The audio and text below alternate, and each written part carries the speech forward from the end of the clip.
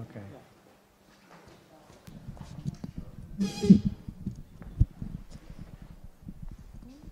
Welcome, everybody. Thank you for waiting. We had a few technical issues, but that has been solved now. So welcome, everybody, also to the people who are watching online. We were supposed to have Lucas from Studio 1-on-1 here today, but he is in quarantine at the moment. So thankfully, Rob Adams wanted to do a presentation about the developments of mobility during the corona crisis. And we'll have a short introduction from Evelien as well. After the presentation, we do have a Q&A as well. And we would like to ask the people with questions to come up to get the microphone, because we thought that would be the most corona-proof at the moment. Good luck, thanks. Yep. Oh, yeah. Okay, thank you. So thank you, Anouk, for having us here, and thank you all for coming to the Innovation Café. And it's great for me to meet again in person. So let's have a good evening tonight. I'm working for the World Design Embassies, a program of Dutch Design Foundation that deploys the power of design to develop new perspectives and concrete solutions for societal challenges. Together with partners, we invest in embassies of the future, and we're working on themes as water, safety, inclusiveness, mobility, of course. And the World Design Embassies is a year-round program that culminates in Dutch Design Week. So tonight we are going to dive into the world of mobility. It's another program which was announced before, but I will introduce Rob Adams. Rob Adams is the curator of the Embassy of Mobility, and he will tell you something about the trend research, about the developments from Corona, on what are the influences of Corona on mobility. May I give the floor to you? Yeah. So enjoy your evening. I don't need it. I've got this one. Nice to hear. Well, the trip to start was scheduled 10 minutes ago, but that's mobility. Sometimes we have a delay, so welcome over here. I will, in 20-25 minutes, I will tell you more about the research we have done during the pandemic, it's now still going on, but in the first year. What was happening all over the world, because the pandemic, of course, is from a health point of view not great, but from a mobility point of view, a lot of things happened that were not possible before, because it crashed, the system crashed, it stopped. Cities, noticed how life was without tourists, how life was without a lot of mobility. Life started to be different, and a lot of people enjoyed these cities, especially the big tourist cities like Amsterdam, Barcelona, Milan, and so on. A lot of things happened. So I will take you on a short trip, 25-minute trip, all over the world, because we did research in all over the world except on Antarctica, because nothing happened over there. But I will take you on this trip, and you can learn a lot from pandemics, because every pandemic also made things happen. Like the sewage system we have now is based on the pandemic we had in the 19th century, and we discovered that it had to do with a lot of hygiene, and that's where the sewage system came from. So a lot of systems, money, the way trade has been deployed and developed during these pandemics. Some of the pandemics even took for 300 years to get rid of, but we can learn a lot of pandemics, and that's what we did with this embassy. When the pandemic started, we thought, well, this is a good way to study what's going to happen all over the world, what's going to happen in cities now. Will people enjoy city life more? And of course, not because bars and restaurants and a lot of things were closed, but a lot of people liked life a lot more without all the busyness of this mobility. And so I'll take you on this trip. around the world in a day. It's one of my favorite numbers of Prince, but that's something else. But I'll take you around this world on one day. But this is what we saw. Everything stopped. The system stopped. And we were used to this system. And if you look from the angle of systemic change, it's hard to change the system without being able to stop it, because then you have to change the system while it's still moving, while it's going on, but it stopped. And what to do? All these cars, all these boats, all these planes, it stopped and nothing happened. And of course, a lot of things started to happen based on the fact that the system stopped. This is what we saw in New Delhi. This is what's normal. This is what we call normal, but this is what normal is. But it is not normal because this happened because of the stop of the crisis. This is in Kathmandu. There might be some mountains over there. Well, they are there. This is what happened too.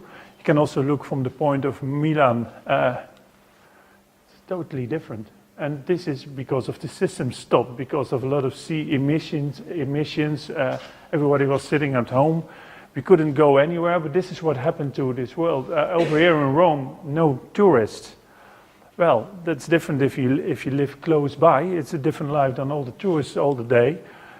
Buenos Aires, these roads are so busy constantly. Now, no one is there.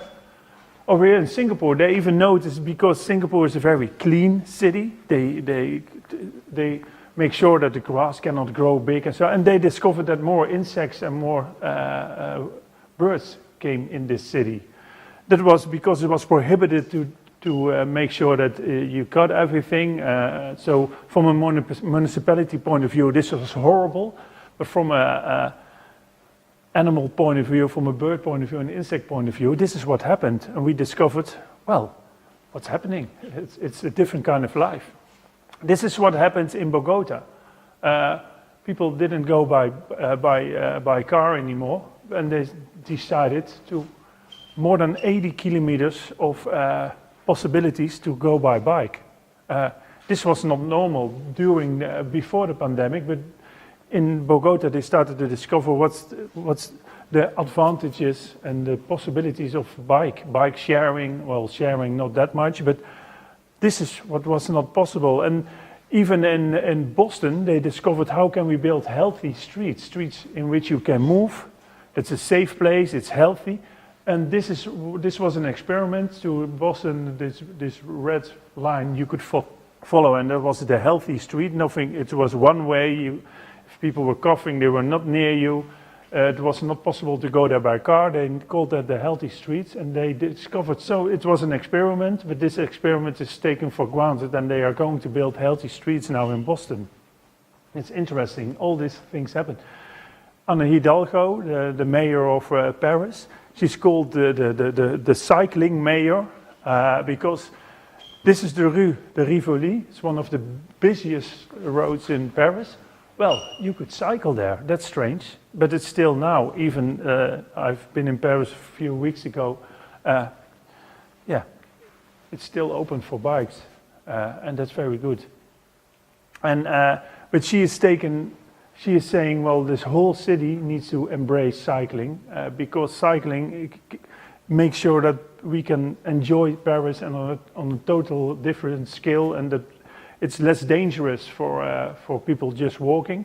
Well, it's not less dangerous because a lot of incidents happens now because of the e-bike. So there's a new system, and we have to think about what to do with these e-bikes and these skelters and so on. But this is what's happening, and I love this concept in Vienna. They decided we need to think in a different way from a park point of view. Over here, you can go in from one point. It's like a labyrinth, and you go on the other side. You can just walk one way, so you don't have people coughing in your face or whatever. But it's also a different concept of thinking about parks and green in cities. This plan normally before pandemic, everybody would have said, "Are you crazy? This is not a way to enjoy park." But to be honest, there are more trees up here in this park. It's not just grass. You can walk.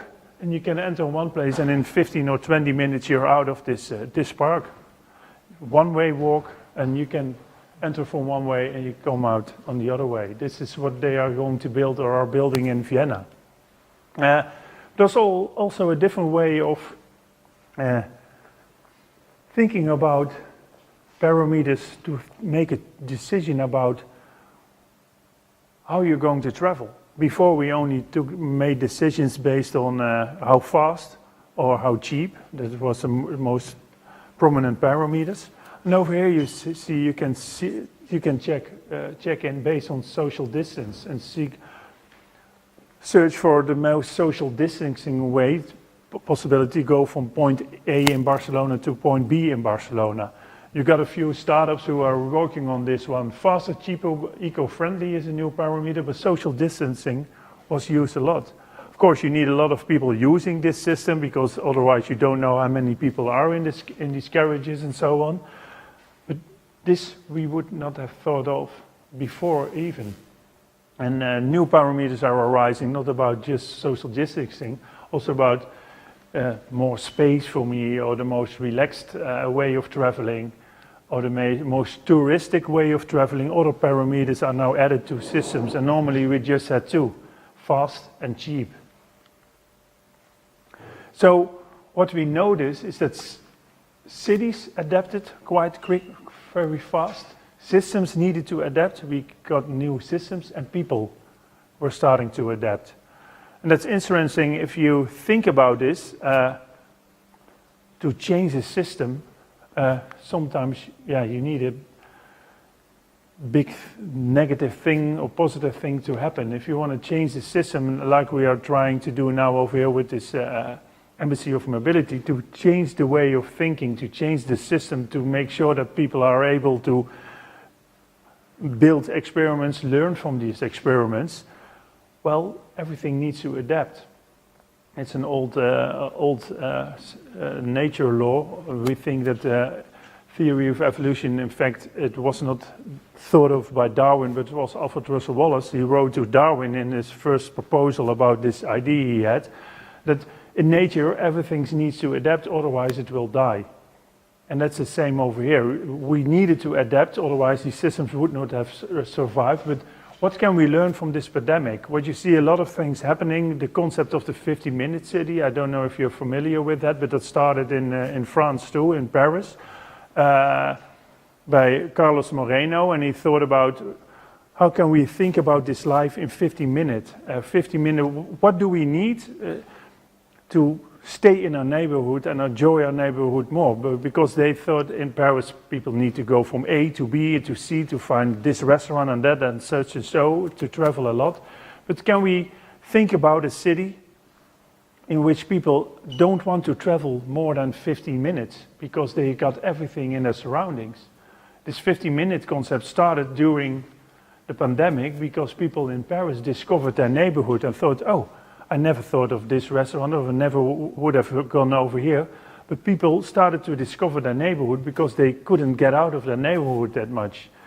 Based on this idea, the 50-minute city started, this concept of the 50-minute city, and it's now adapted all over the world. In Melbourne, in Australia, of course in Paris, in Chicago, over here in the Netherlands, in Utrecht, they're even speaking about the 10-minute city. But this concept of 50 minutes was developed during this crisis. The way of changing your habit, normally you had fear of flying, and now a lot of people are maybe proud of not flying because of what happened and to the skies and like the pictures I showed from Kathmandu and Milan. So also our habit of mobility has changed. What's now going to happen, because if this pandemic is going on, the question is, are we going back to the old system? Or are we going to learn from this new system? And that's an interesting thing to find out.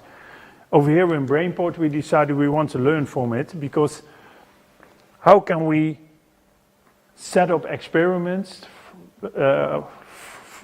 from this idea of this embassy? How can we set up experiments and learn from these experiments? Because this is how we think about city planning. This is Knoop XL, what we, in Eindhoven, they are wanting to build behind the central station where all the buses arrive. This needs to be there in a few years. Now, not a few years, it will take a bit longer. but about 15,000 people need to go and live there. Mobility needs to change. And do we really think in a new way about this project? If you look at this, it looks a bit of thinking still from the old system. If you think about the old system, it started in Futurama, 1939. This was this idea in New York, and they thought, well, we need to rethink city building. How will cities in the future look like? And this was the concept that won. Big towers, a lot of roads, a lot of cars, and the question is, where are we, humans? Where are we in this idea? It was even in Boston a few years ago at MIT. There was this project, and the idea was, can we build an algorithm that will make sure that cars can drive autonomously through Boston without traffic lights? And they found an algorithm that was possible, and everybody was cheering and shouting, yeah, we made it possible.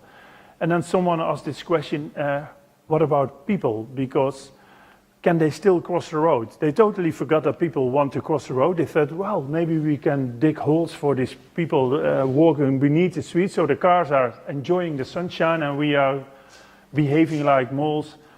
And this thing about thinking about efficiency. If you think about the term smart cities, I don't know if you're familiar with it, but a lot of things are published about smart cities. Smart city was a sales term developed by IBM to sell more data, more tech. And this idea of smart city is still everywhere all over this world. You can fill your day with, the whole year you can fill every day with an event or something about this idea of smart city. But the idea of smart means tech, and the only thing tech does is make life more efficient.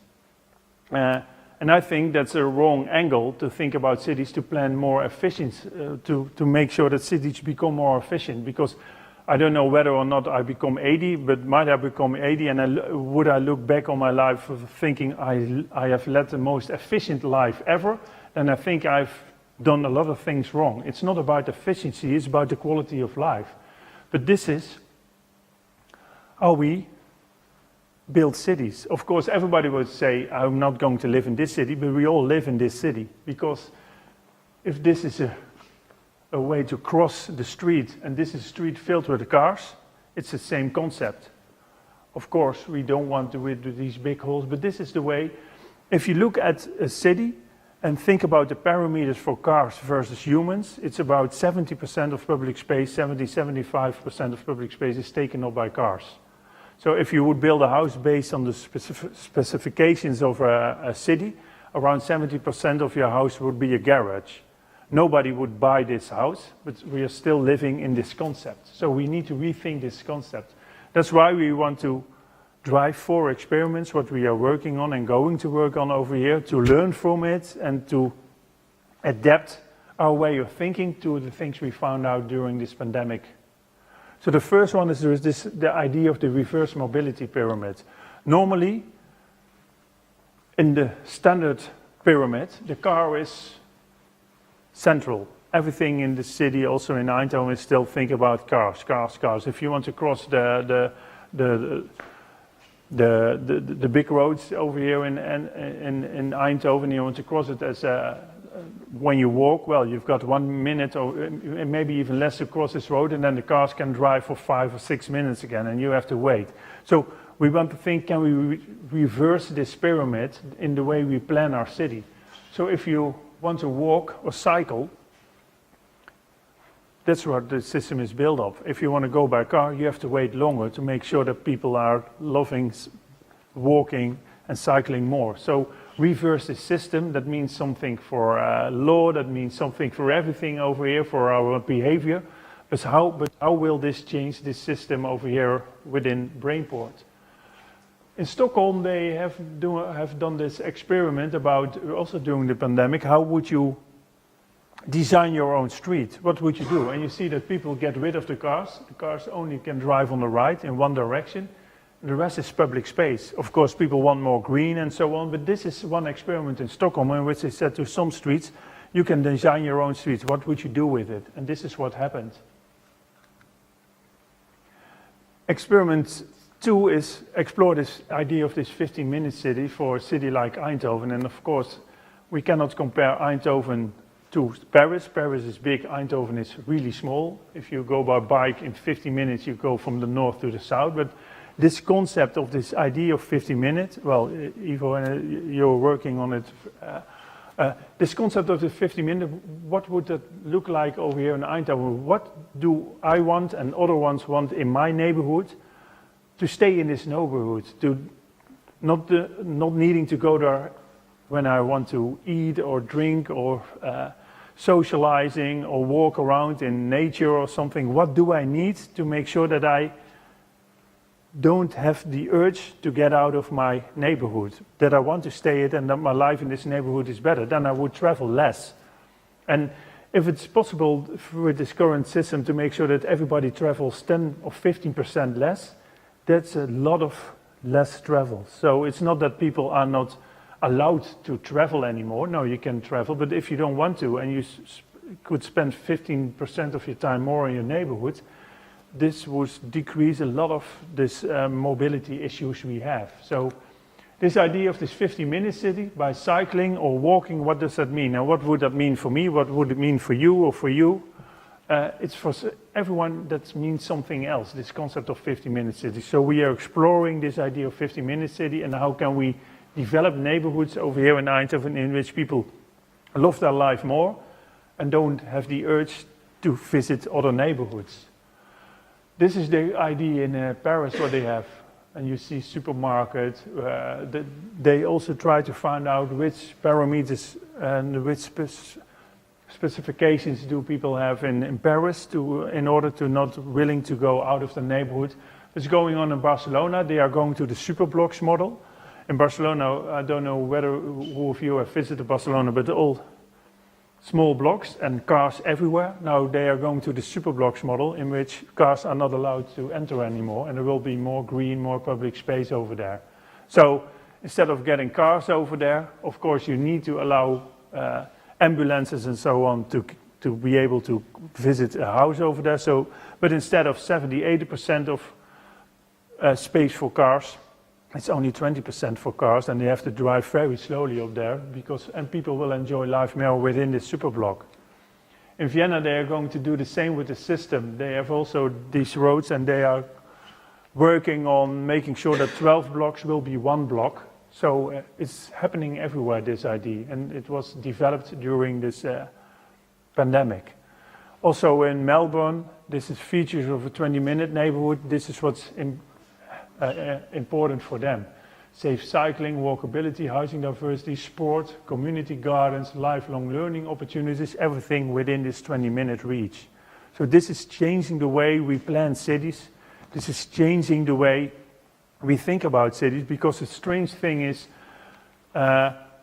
when we plan cities, and a lot of people who are working on it, well, if you're still using Windows 95, everybody will laugh at you. But if you still have these ideas of 95, nobody laughs at you. But the way we look to cities is still with these ideas of 95 in our heads. That needs to change. And even in China and Chengdu, they are really building this 15-minute city, because this is what they are going to build up there. It's all based on this idea of 50 minutes. Everything is within 50-minute reach. So a lot of things are changing for the good. Then something happened. This is in Dutch, sorry for it. I thought it was in English.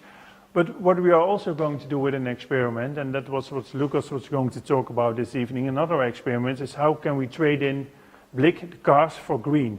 So can we reclaim this 70% space for cars? So instead of, like I said, if I've got 20 meters, I've got 2 and 2 meters for me as a human being, then 2 and 2 meters for cars to park, and 12 meters for cars to drive. This is silly. When my kids run out of the house, they say, oh, please be aware, there are cars driving up there. It's silly, but we are used to it in raising our children not to run across the street. It should be the other way around. We should raise our cars not to drive in a ridiculous way or not to park everywhere, because we have spoken with people living in the street And if you ask them, what do you want to look at if you look out of your window? Do you want to see a car or do you want to see a tree in green? Everybody's saying green, but the question they raise immediately, where do I then need to park my car?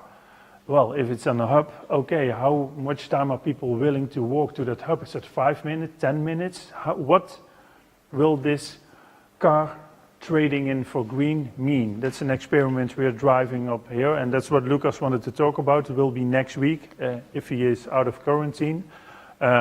We all hope so. But this is the idea of trading in your car for green, to reclaim public space. Because if you think about public space in cities, we think about squares and some parks, but public space can be much more. So we should redesign this concept of public space. So this is what it could look like. And parking your car in a hub. In Oklahoma they are doing that.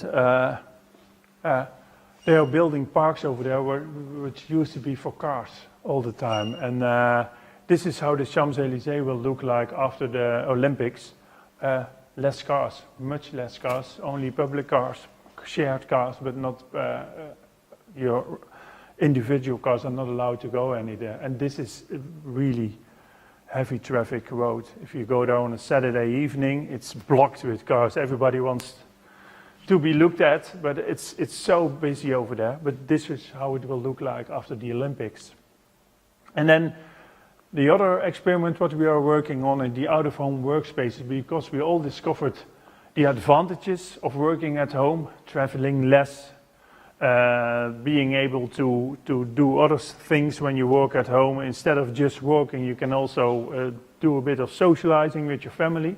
But if socializing becomes too heavy, or you have two playing kids and you really want to concentrate on something else, and not everyone has a good space or a good chair and a good table to work at, so a lot of back problems or so. From a health point of view, it was not that great. So an experiment what we are going to do here with Rijkswaterstaat, the governmental body that's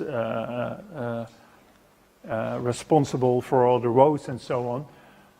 This experiment, can we build out-of-home workspaces over here at some central points over here in Eindhoven, so that I don't need to go to Utrecht, or I don't need to go to Breda or which city to work at my office because I want to get out of the home. No, I can go to this public working space, go there by bike, work all day, concentrate with good, everything good chairs, good tables and so on, and then go back home again.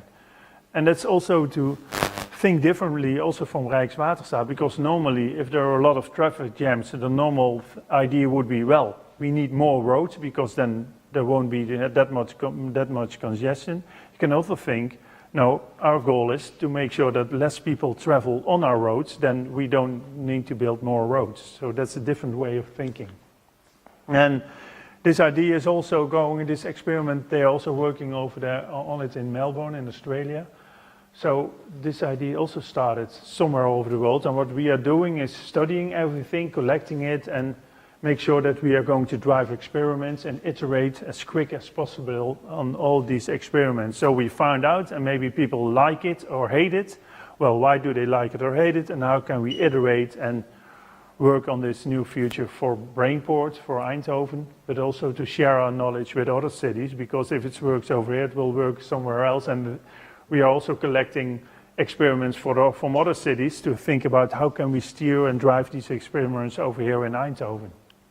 So that's what we are working on, is on this Embassy of Mobility. Well, it's really great working on it because, yeah, we can change the way we think about cities, and cities should not be thought of from a tech point of view, from smart cities, because the city of Singapore is said of that it's the best smart city, but they think about us humans as production facilities and spending facilities. We need to get up, go to work, make sure that we go over to some supermarket or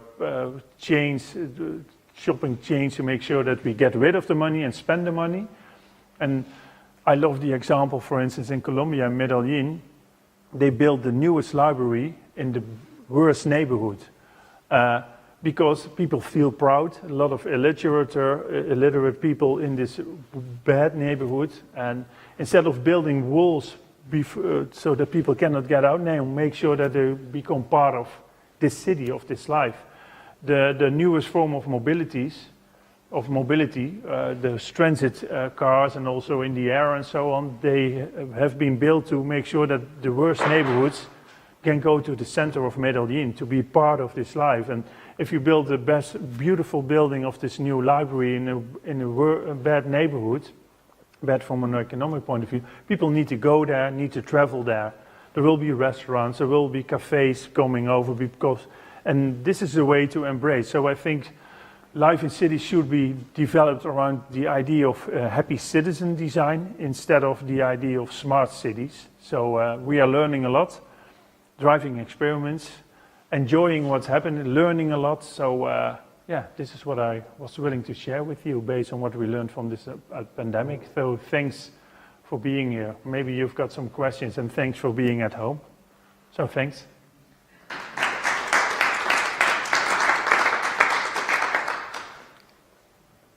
Any questions? Yeah? So first, thanks for the nice presentation. Maybe you should call yourself Embassy of Urbanism more than Embassy of Mobility. That's true. So I like a lot this concept of the 15-minute city, but to me that's not new at all. I mean, I grew up in a neighborhood in Vienna that when I was young was exactly like that. Okay. And also when we look at, for instance, Corbusier's concept of cité radieuse, where we see some of these units, the unité habitation, which is a 2-minute city if you want. Yeah. I wonder, why is it not happening? Or why did it not happen? So what is getting in the way of this extremely obvious concept? Yeah. Because I hear you're not the first one whom I hear preaching this. No, definitely. So yes, you have this ambition to do it, but what went wrong during the past decades that it didn't happen? In my opinion, that's just my opinion, I think what went wrong is that we are thinking about life too much in an efficiency kind of way. So everything should be efficient. Also from an economic point of view. So we look at a city and we plan cities that it needs to be economically beneficial. It needs to grow because everything needs to grow. And I think that's silly because if everything starts growing, the system will stop also. So I think based on this idea of economy, it needs to drive, and it's much more efficient to be in one big shopping mall somewhere that everybody can drive over there instead of having all these different kind of shops. That's less efficient. And this idea of tech, the idea of this idea of smart cities and to plan everything efficient, and that we have over here I don't know how to translate it, the cauliflower neighborhoods, but we have this name of Bloemkoolwijken in the Netherlands. It's all built for people living there, making sure they can park their car, can get to their work. So I think we thought of life as the biggest thing we could achieve was being efficient. And the neighborhood where you grew up, I don't know whether or not it was efficient, that it was just nice to grow up there. I guess it depends on, yeah. Take care. So this, of course, depends on your definition of efficiency. Yeah? So what I hear you saying is that mobility, by car usually, became so easily accessible that we clustered to big malls instead of small grocery stores. Well, and also that, I don't know whether or not it's correct, but someone once told me, a designer told me that mobility has been such a big part of our life that we build our life around mobility. He even said that in Europe and in the US, why do families have 2 kids? Because there's only space for 2 kids in the back of your cars. So I don't know whether or not that's true, but I know some people who think, well, we've got 2 kids, maybe a third, but what, a fourth? No, then we need to buy a new car. Maybe we should not plan a 4th kid. So I don't know whether or not that's true, but I smiled at that idea that based on the way we think that mobility has been such an part of life, that we stopped thinking about humans and that we started to think in this system of mobility and forgot about the human. That's my idea. That's just my idea. I cannot prove it scientifically, but that's my idea why we have chosen this track of planning cities for efficiency instead of what would make life more beautiful. Because a lot of beautiful things are a lot of the time inefficient, in my opinion. So this is maybe our desire to roam around, because some people would even define life based on motion. Yeah. So maybe that's this drive which has been enhanced by the machine. Yeah, but the possibility of roaming around and just just strolling around in the city has become less possible, in my opinion, especially in the big cities, because you cannot cross anywhere. You have to go in a tunnel or somewhere. It's too planned. It's too efficient, in my opinion. So just strolling around, I think strolling around makes sense. Not planning everything makes sense. But it's hard in a big city because it's too crowded also. And that's also so crowded because everyone needs to move.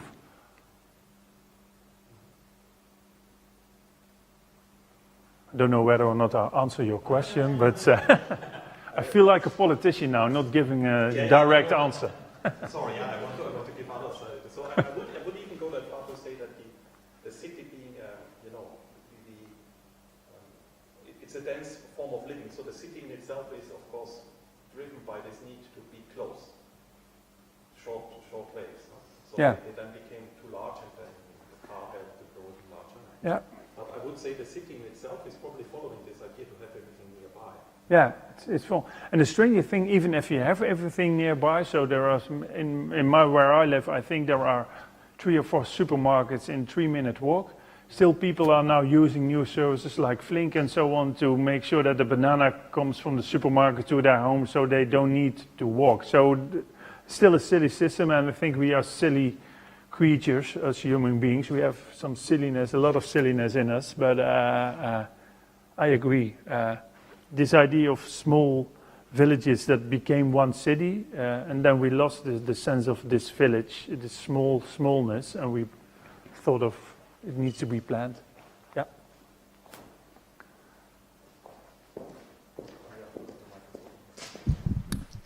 So this is one way how to rebuild the city. Other ways, so that I can choose. Now, Why do you want to choose? I don't know. No, I cannot choose. I don't know whether or not this is my idea of experiment. I think we should experiment more and think of life as that it needs to be worthwhile, and that people. I think you should ask what makes people happy and then plan a city instead of the other way around. Yeah.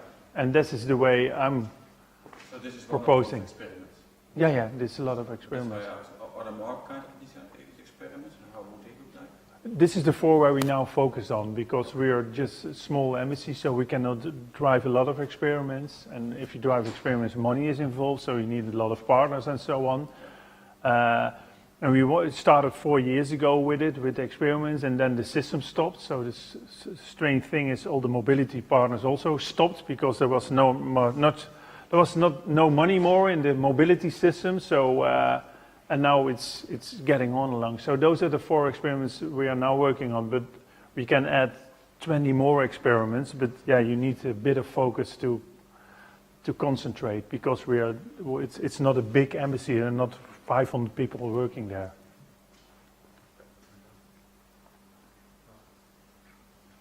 We'll bring the microphone up to people if they're more comfortable with that. Might be a bit.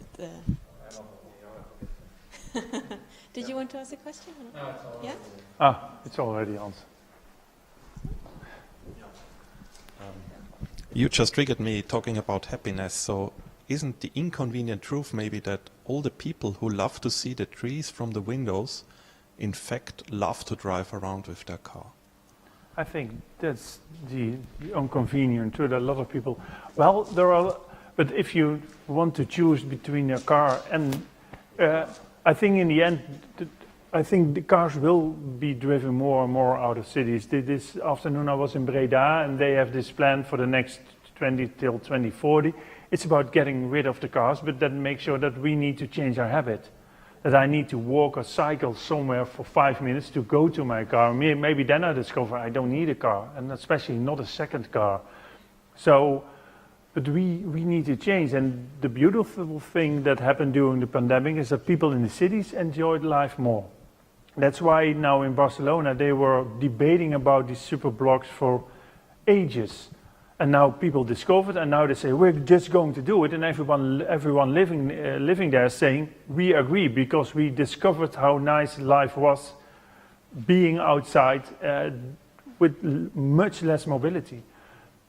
So it's much easier now from a city point, also in Milan.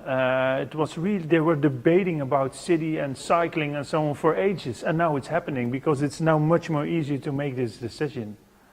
So I think, whether or not people like it, it will happen, because you see it happening all over the world. And sometimes, yeah, you just need to steer, and then people find out, oh, maybe it's not that bad walking for 5 minutes. And that's the idea we have with this, the cars for green instead of cars. People, it's the idea of this bungalow villages we have over here in the Netherlands. If you go on a holiday to this bungalow village, you can go by car to your bungalow. You can drop everything there. You can, but then you have to park your car somewhere else. And so we go to these bungalow villages to get rid of the cars and have more quietness. And then when we get home, we still think we need the car directly in front of my house. I think people are willing to change if it's 5 or 10 minutes walk or cycling or something. But everything will be more green, and you still can go with your groceries or pick up your old mother or something at her house, or make sure that you can drop your groceries up there.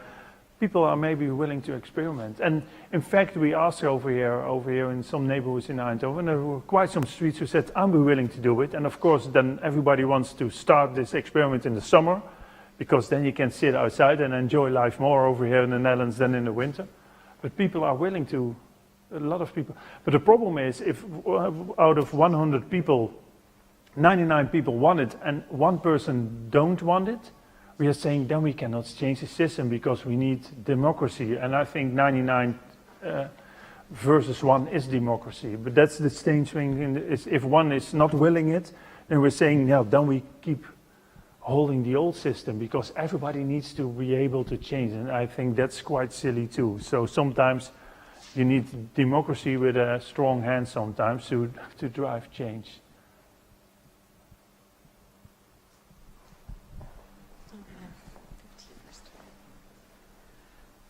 Is it possible?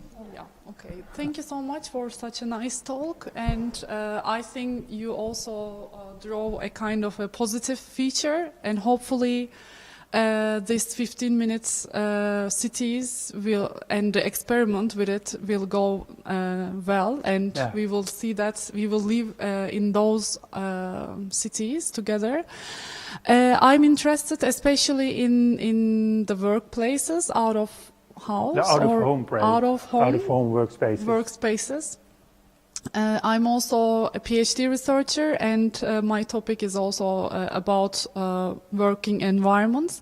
And it's quite interesting to me because that you project in future those places might be demanding for everyone. And I was wondering, are there any experiments ongoing at the moment in the Netherlands? Or in Eindhoven, yeah, or in the Brainport? Yeah, it's happening right now. The final presentation, because the experiment is now being run. One of the presentations will be giving in 1 month from now. So if you are interested in it, let me know or send me an email. I will give it to you later after this meeting, and I can invite you if you are interested. I would love that. Thank you so much. And additionally, I really like that. How you described smart cities from point of technological view, and I think the shift is also a little bit towards vitality concept. Maybe, I don't know, because it's become a little bit more popular than smart cities or smart concept, but still smart is quite popular versus vitality or healthy living or environments. happy or whatever. Yeah, Thank true. you. Yeah.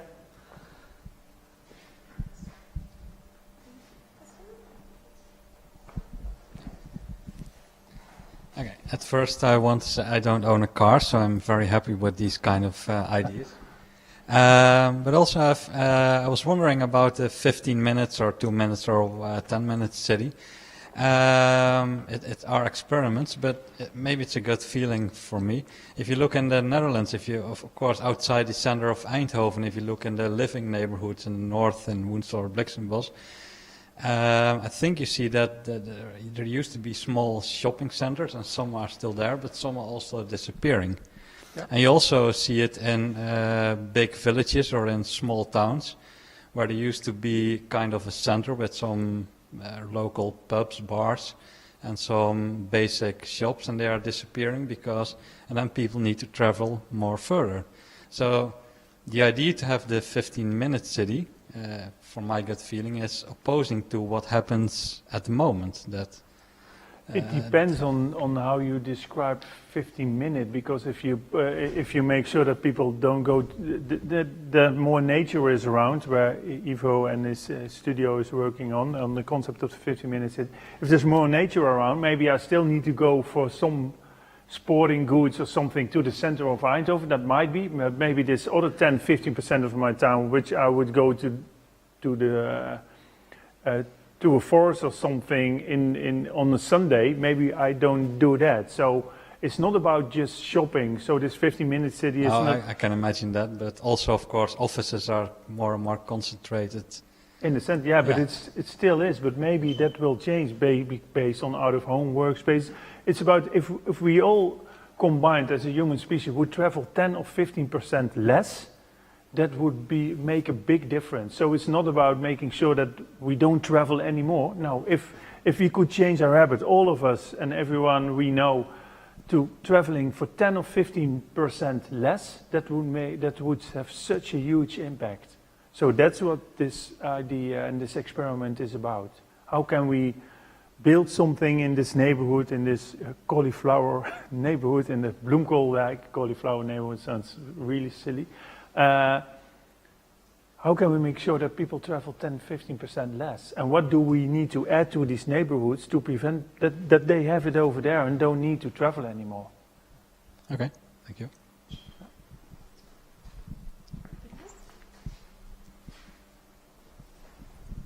Thank you so much for this beautiful presentation. Can you hear me? Yeah, I just want to say that we are going into the direction maybe of different kind of mobility. I was visiting recently a very nice exhibition in Brussels. It's a European exhibition, a part of Europalia, about trains, in Europe, and especially within the context of Belgium.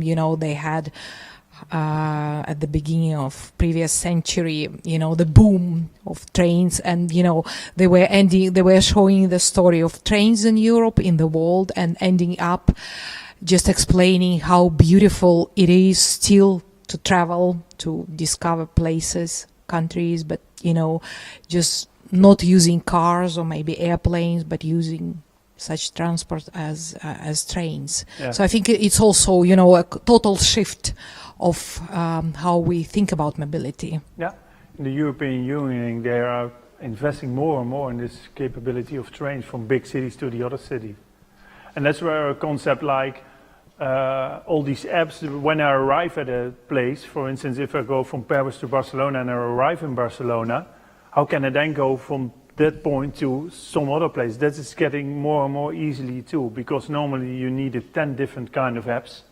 I needed for some bicycle, I needed to book a thing and this and this.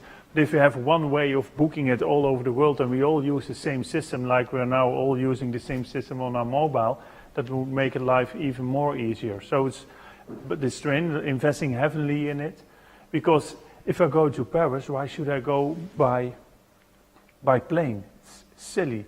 I can get there by train in 3 hours or something. So we have to get rid of the thinking. And we even did a project with Vueling, the Spanish carrier, and they asked the question, how will our future look like? Is it that we fly people from A to B, or are we a company that helps people from getting from A to B, and should we go to invest in trains and so on? For them, that's also a different kind of thinking. It's like Schiphol. Should they promote people flying to Berlin, or should Schiphol think about their future? No, we are one carrier, but it's also easy to check in at Schiphol and go by train to Berlin. And maybe it's then not Schiphol, but all these fixed way of thinking, we should get rid of it. And it's happening. It's going not fast, but the idea that Vueling asked us this question about, are we a mobility facilitator, or are we facilitating that people are able to fly from A to B? That they were even asking this question, that's hopeful.